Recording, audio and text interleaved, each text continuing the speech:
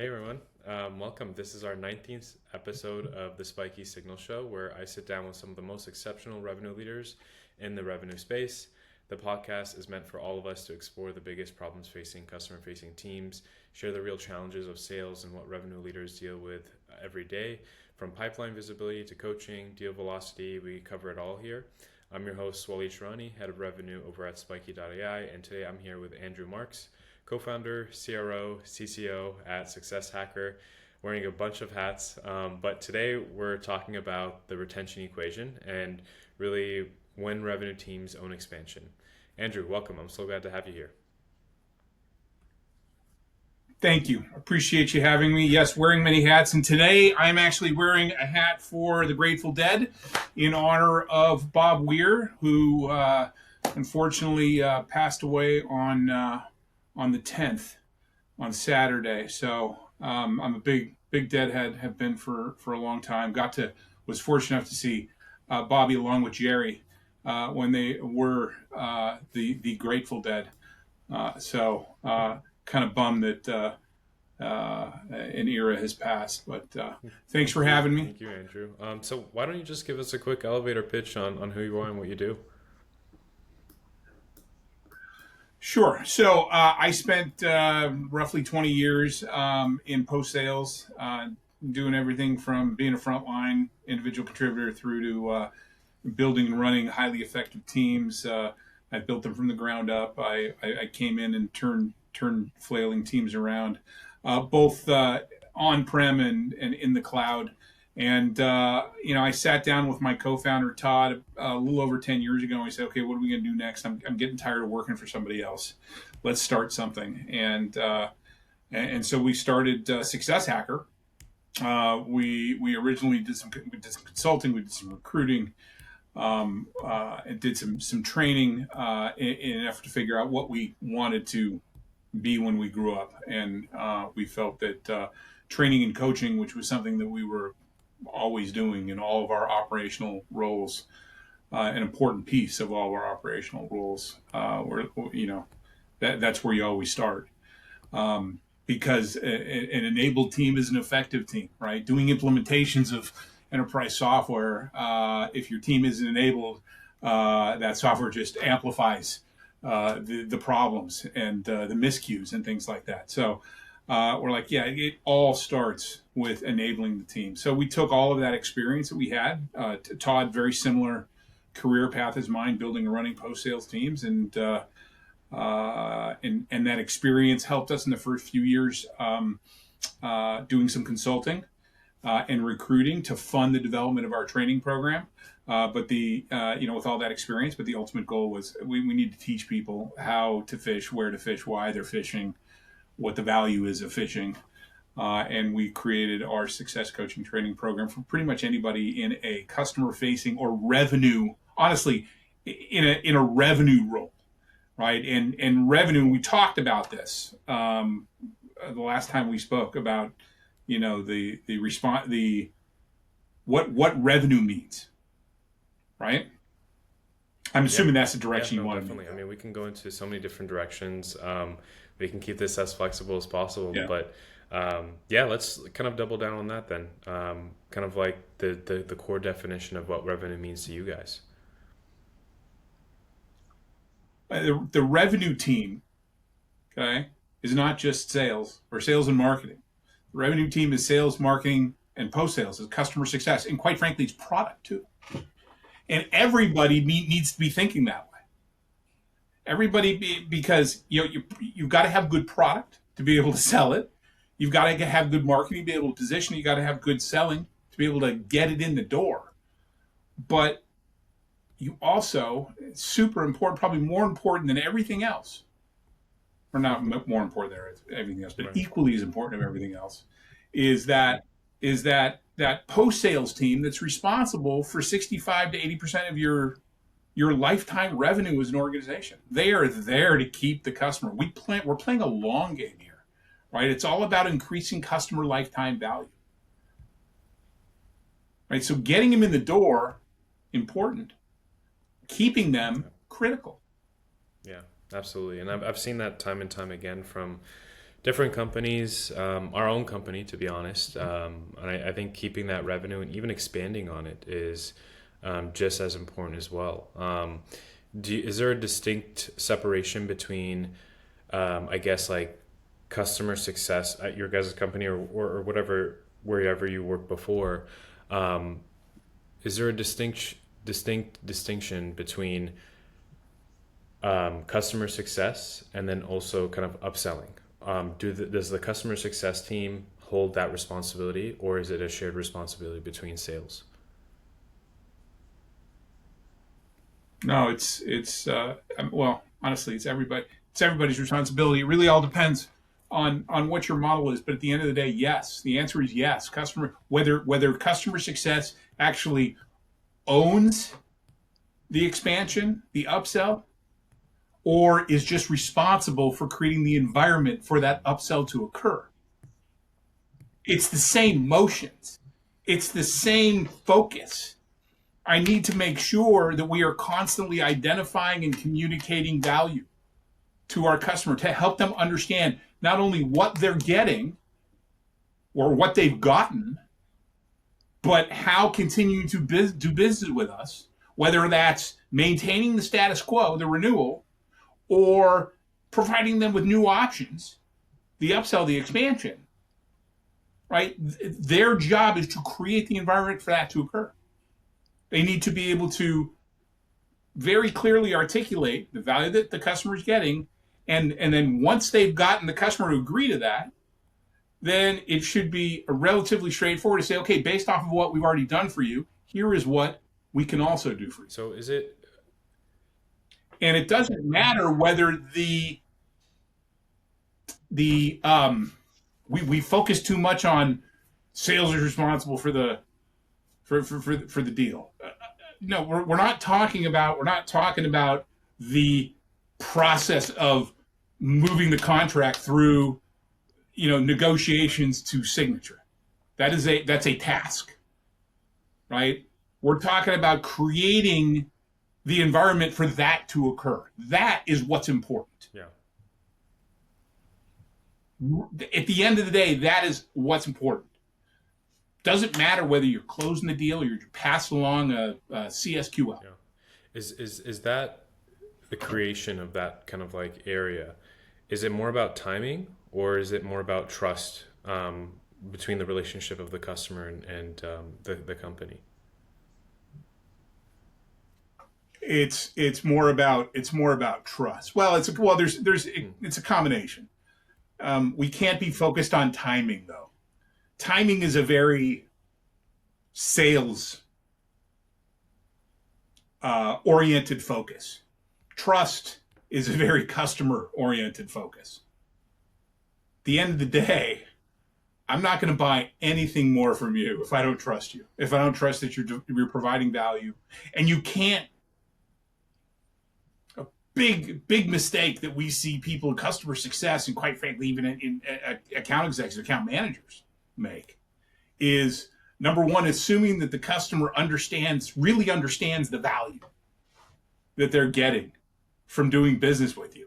I mean, really, not we can log on to the system and do these activities, but how does what this thing do for us affect our overarching business objective? How does it help us achieve our strategy? Right. So big mistake is assuming the customer really understands the connection. Second biggest mistake, and this goes for people in customer success as well as in sales. Second biggest mistake they make is even if the customer understands that, really understands the value that they're getting, do they know how to tell that story to others within their organization? Because these days, unless you are working in the S of the SMB, there is a committee that is making a decision on whether to do business with you or not. And that committee is made up of people from various levels of the stakeholder food chain. And you need to be able to articulate a story and communicate that to them that they can also communicate to others, which is what we teach in our value-based selling course, is Yeah. we spell that out. And it doesn't matter whether you're in post-sales customer success or you're in pre-sales Yeah. account executive, Yeah. So, right? okay, so trust is like a huge thing there. Um, how do you Huge. know? So let's say that element is there. What do customers do, or what behaviors do they have that indicate that they're ready for expansion? Is it, and it doesn't have to be direct or indirect, any behaviors that way, but like, I guess, like, are there any signals that the team should look for to understand, hey, trust is there, and here's like the two or three signals that are coming up. Maybe we should start to talk about expansion there. Great example. I always use this. I mean, there are lots of different signals, right? I mean, it's all about, okay, are we getting traction? Are they engaged? A huge indicator is when either they volunteer to introduce you to others in the organization, or when you offer to have them drive the business review that you're setting up with the customer, because you want them to be showcased right in front of their management, and they're like, yeah, I want to do that. Okay, right? There's all the signs like that, right? Yeah, I'll be a reference, right? I'm not going to put my reputation on the line to be a reference for you if I don't trust you and that I'm getting value Right. from your platform. So anything like that, there's a lot of those types of indicators. What it requires is for you to be plugged in to understand what's going on, right? And this is why there's this there's this need for people in these customer success roles, because they have the time and the focus, and they are incented to understand their customers. Account executives, by no fault of their own, are incented to move through the sales process as quickly as possible so they can go on to the next one. Yeah. Nothing wrong with that. That's what they're there for. That's great. That's your role. And honestly, I don't Get them in the door. Do customer success folks have any incentives like that, like salespeople? Do they make a commission off the renewal or expansion of a particular opportunity? Sometimes they don't. I think smart customer success leaders figure out a incentive plan that gives them a piece for doing good work, but doesn't overcompensate them, so that so they don't kind of tip the scales between doing what's right for the customer versus doing what's right for my checking account. Right? You got to have, it can't be like, for example, 50-50 comp plan it doesn't work for customer success. Would never want to see that. Right? But, do a 70-30 with no cap. Right? Where they're doing the right things, and, or an 80-20 with no cap. Give them a cap. If you're making more money as a company, your customer success team is the one that's responsible for, driving that up that customer lifetime value. They should get a piece. What do, like, as a leader yourself, what are you doing to distinguish kind of like optimism from expansion versus the reality? I guess like you don't want to see false signals or overestimate on expansion opportunity. Is there a check that kind of keeps your sanity in place? Well, you got to remember our product is really not a renewal product as much as an expansion. Right? You get through CS Foundations, what's next? Right? Okay, I got the foundations of customer success. I'm not going to renew you for another year.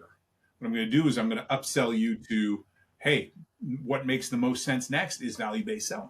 And this is a path that people typically take and teams typically take, right? And then once you're done with value-based selling, hey, we can create a custom learning path of, these other areas, and why don't we do that? And now you got a 3 year, you got a 3+ year relationship with the customer, and we're filling this niche. We're filling this niche of because our content is so widely accepted. We're closing in on 50,000 students, right? We're in, it's like some of the top companies out there, so this is it's pretty well respected. So we get a foothold in. It's a different, it's definitely different than my experience in the recurring revenue model. So I mean, we do a lot of analysis on who we've got and where they're at, and we have some anchor accounts that just consistently.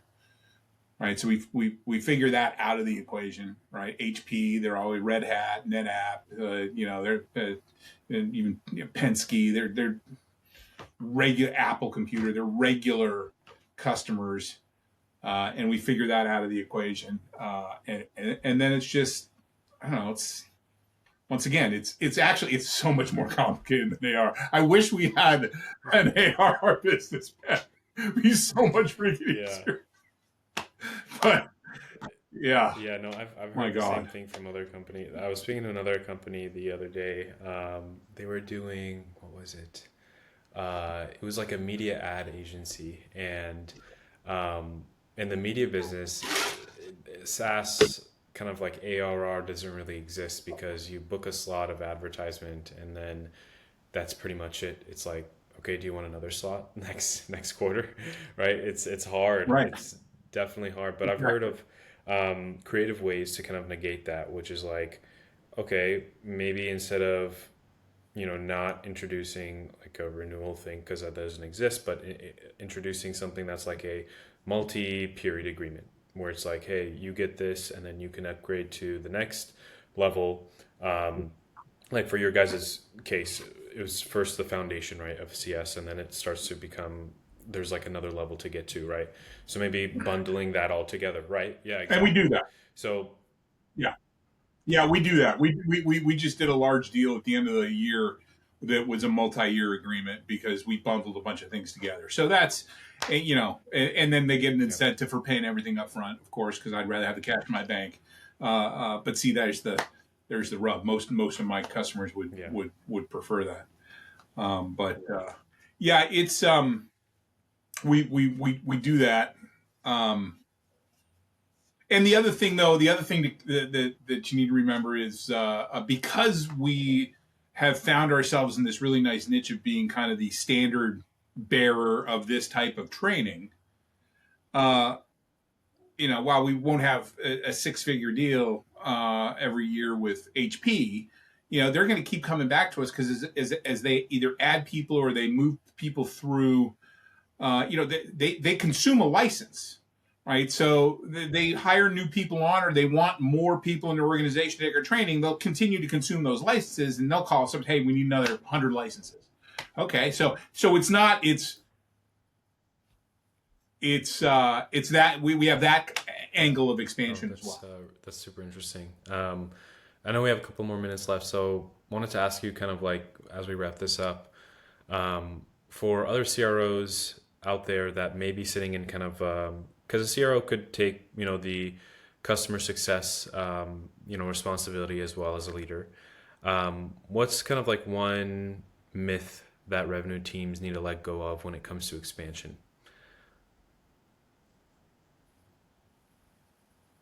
What's one myth that revenue teams need to let? I don't. That's a tough one. I don't know what myths are out there. I don't know what people are buying into these days. I got actually this is actually really top of mind. I just posted something on LinkedIn today about it. I don't know if you saw that, but The revenue team, okay, is everybody from marketing to sales to customer success to product. Okay, and I can't overemphasize enough the importance of enabling your team. And what particularly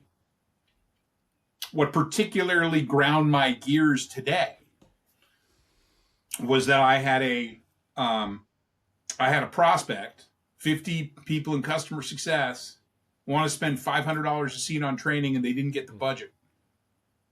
And they own a $100 million book of business. So this myth that customer success enablement, I don't care if you buy it from me or somebody else, but this myth that customer success enablement isn't important when 65 to 80% of your lifetime revenue comes from that team is ludicrous. It's insanity. For $25,000, if I feel I'm 100% confident that we could have had a 1% impact on their $100 million book of business. Conservative 1% impact. That's $1 million. And she couldn't get $25,000 to have $1 million impact on their book of business. Simple freaking math. I'm at a loss. Yet they have no problem. It's like, this is your revenue team. Don't go spending $2,000, $3,000, $4,000 training a salesperson and doing a sales kickoff, and not spend on the people who are actually responsible for more revenue. Okay, there's your myth bust. It's not okay. Definitely.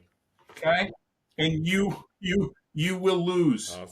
Awesome. Well, thank you so much, Andrew. As we wrap this up for the next episode, I always ask people who's a part of the episode, who do you know that would be a great revenue leader to bring on here? And if you don't have anyone top of mind, no worries. You can always email me. But just love to hear for the other viewers to go check them out on LinkedIn, or I might even invite them to the podcast. Do they need to be a CRO, or can they be a CCO? Revenue, right? So I would highly recommend you speaking with Christy Falterusso. Awesome. She's CCO. She's a longtime colleague, good friend of mine. She and I are actually launching my monthly. I do a monthly webinar. She's actually joining me now as a co-host on the webinar. So can't say enough good things about Christy. And if I could think of anybody else on the CRO side, I'll email you. Well, great. Thank you so much for being on the episode with me, Andrew. It was great having you. Yeah. Thanks for having me. You too. Happy New Year.